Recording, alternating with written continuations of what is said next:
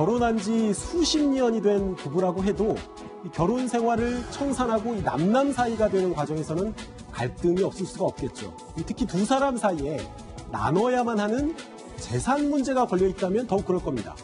오늘 재구성할 판결도 이 결혼 생활의 끝에서 극단적인 범죄와 마주하게 된 노년 부부의 사연을 다룹니다.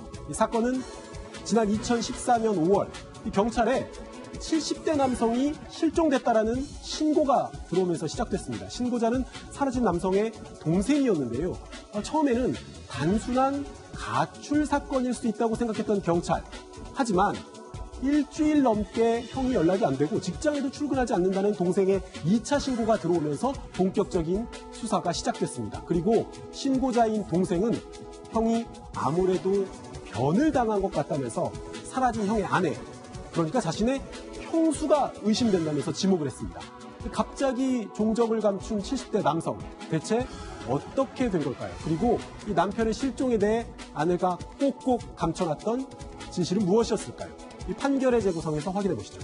한 남성이 갑자기 사라졌습니다. 남동생이 발벗고 찾아 나섰는데 단순 가출이라고 하기에는 이상한 점이 많았다고요? 이상한 점이 많았습니다. 이제 주말에 사라졌는데요. 사실은 그 사라진 다음 날이 월급날이에요. 그러니까 이제 정상적으로 직장 생활하고 있었고 한 달 만근을 하고 이제 급여일이 왔다. 그럼 이게 가장 입장에서 얼마나 중요한 날입니까? 그렇죠. 그리고 또 만약에 가출이라고 한다면 뭔가 비용을 확보해야 되기 때문에 월급 타고 난 이후에 계획을 해서 사라질 가능성이 있는데 이건 좀 너무 이제 날짜도 이상하고 아주 행동에 특이점도 없었고 해서 단순 가출이라고 보기에는 가족들의 눈에는 그렇지 않았던 것 같습니다. 당시 경찰은 그러면은 수사 방향을 어떻게 잡았나요, 팀장님? 이 사항을 보게 되면 2014년 아마 14년 5월에 이제 이혼을 했는데 2014년 7월께 이혼하기 전에 합의혼하기 전에 이제 그 부인이 얘기한 거예요. 밥 먹으러 가자고 식당으로 가자고 했는데 차를 타고 가야 되는데 걸어가자고 한 거예요. 걸어가는 중에 갑자기 앰뷸런스가 사이렌을 울리면서 나타난 거예요. 그러더니 건장한 남자 3명이 나타나서 갑자기 그 남편분을 차 안에 밀어넣고 가버린 거예요.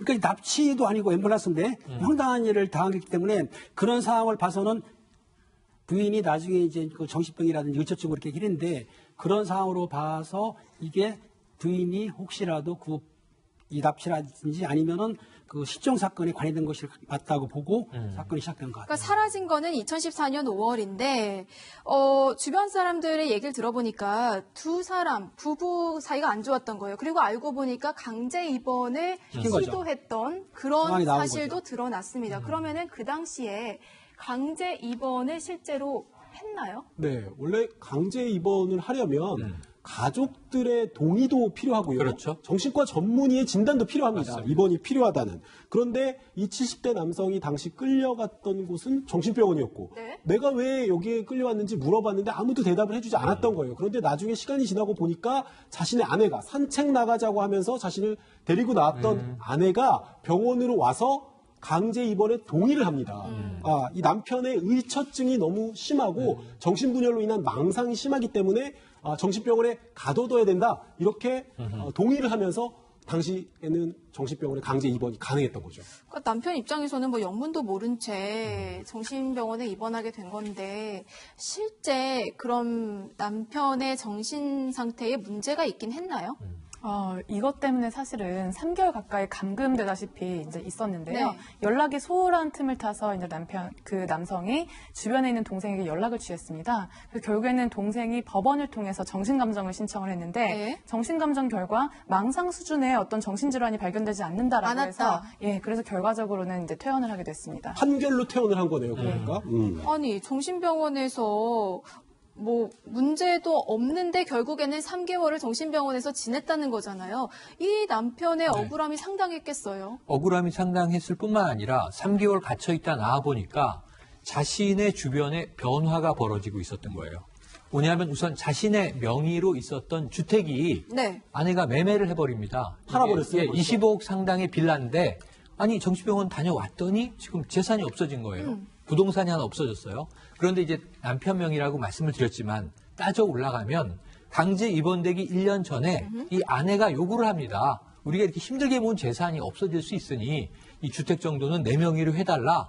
그래서 일리가 있다. 그래서 부인 명의로 바꿔줬는데 예. 강제 입원되고 나와 보니까 이러한 재산들이 야금야금 매매가 돼버린 거예요. 그러니까 아마 굉장히 이상한 느낌을 받았을 것 같습니다. 그렇겠네요.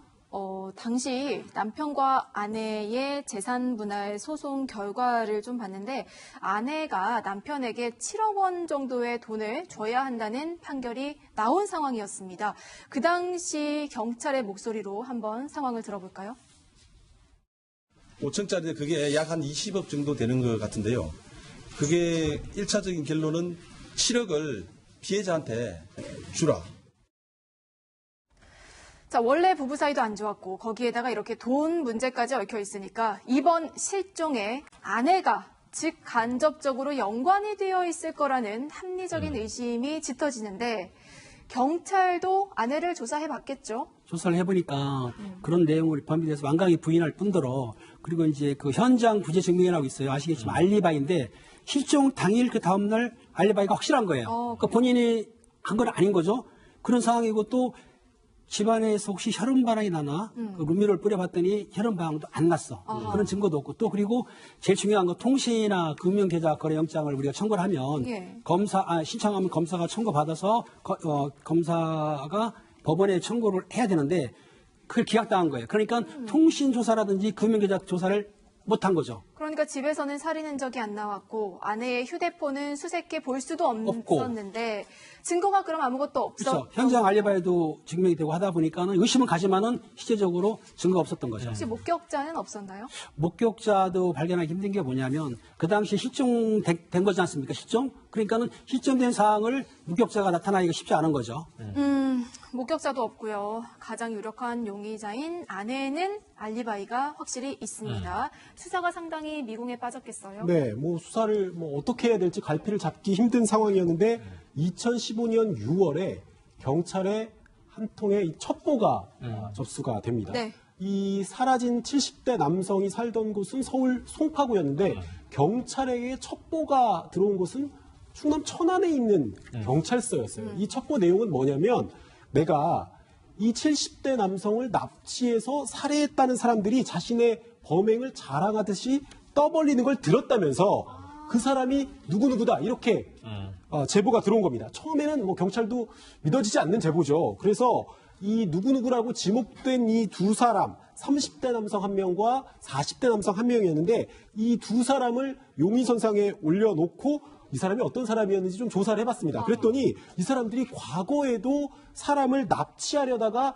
미수에 그친 전력이 있는 거예요. 그러니까 뭔가 사람이 사라진 10대 남성이 사라졌는데 그 수법과 동일한 것으로 보이는 범죄 전력을 가진 사람이 실제로 그런 말을 했다고 떠벌리고 다녔다는 첩보가 들어오니까 이 두 사람을 붙잡아서 추궁을 했고요. 결국 이 두 사람 70대 남성을 납치했고 납치한 것뿐만 아니라 살해했다고 실토했습니다.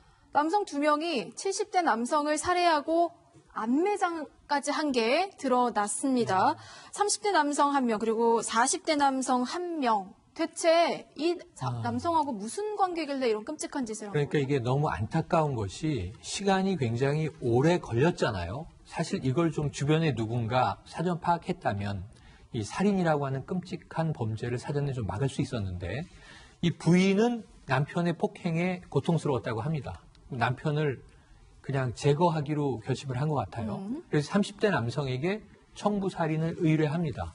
그러면 5천만 원을 건네줘요. 네. 예, 남편을 제거해주면 의처증도 심하고 내가 너무 괴로운데 5천만 원을 주겠다. 그런데 이건 실행되지 않고 그다음에 정신병원에 강제 입원했던 것도 이 남성들이에요. 아, 그래요? 예, 2천만 원을 줍니다. 정신병원에 입원시켰죠. 아내의 동의와 함께. 그런데 이 남편이 다시 나왔잖아요. 그러고 나니까 다시 청부업자들에게 독촉을 한 거예요, 부인이. 자, 정신병원 입원은 실패했다. 그렇다면 아예 없애야 되지 않겠느냐. 아니면 돈을 돌려달라. 돈은 먼저 줬잖아요. 근데 이 남성들은 돈을 다 썼습니다. 이 돈을 돌려줄 방도가 없었던 거예요. 네. 그렇다면 할 수 없다. 돈을 받은 만큼 이 범행을 실행해야 되겠다 하고 범행이 실행됐거든요.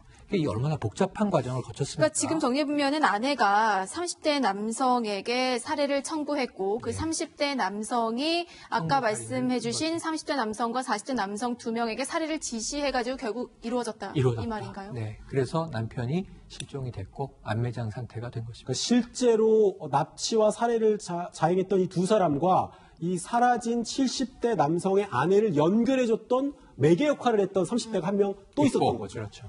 자, 청구를 받고 살인을 한 두 사람, 70대 남성이 새벽에 출근하는 것을 기다렸다가 차에 강제로 태운 후에 안매장까지 한 게 드러났습니다.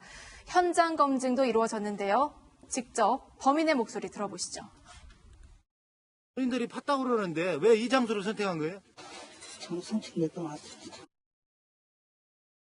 그러니까 결국 저 사람들로부터 남편을 살해한 것은 그러니까 최초의 살해 교사범은 아내였던 거죠. 그렇죠. 예, 구체적으로는 어떻게 얘기했냐면 평생 못 나오게 할 수 있는 곳에 넣어달라라고 얘기했습니다. 나중에 이제 재판을 받을 때에는 나는 뭐 살해해달라고 얘기한 적 없다. 평생 못 나오는 곳에 넣어달라고 했을 뿐이다라고 얘기를 했을 뿐인데요. 사실 이제 정신병원에서 나온 이후에 평생 나올 수 없는 곳에 넣어달라라고 얘기한 것은 살해를 암시한다고 볼 수 있고 재판에서도 재판부도 그렇게 봤습니다.